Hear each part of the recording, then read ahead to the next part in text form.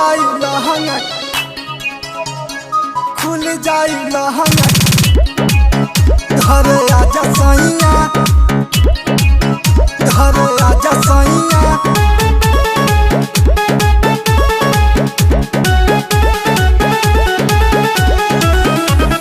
खुल जाई लहंगा, खुल जाई लहंगा।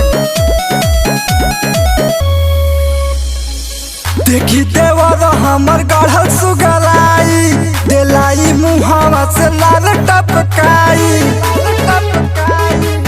हो देखी देवर हमर गढ़ल सुगलाई, दिलाई मुहावा से लाल टपकाई। दिला हमर चढ़ाई उमर। घर आजा सैया, घर आजा रजाऊ, ना तो खुल जाई लहंगा के कंप कंप। घर आजा सैया, ना तो खुल जाई लहंगा के कंप।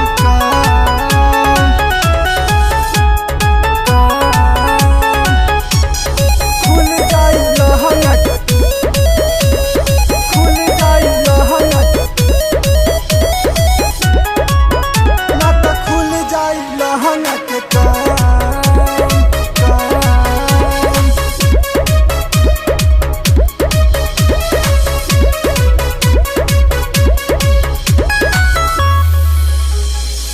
बहरा बड़ा बज रतिया के सैया से जिया पे आवे।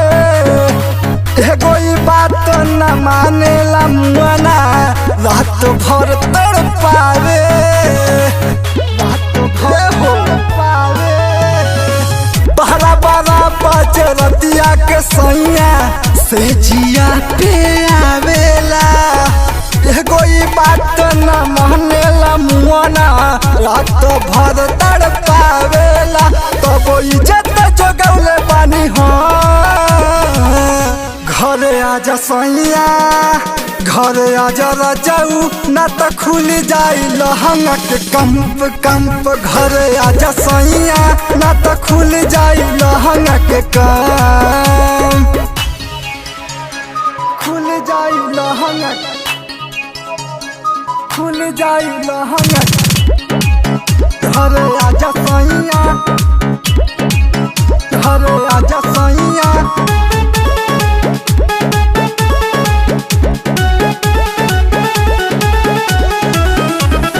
खुल जाई लहंगा,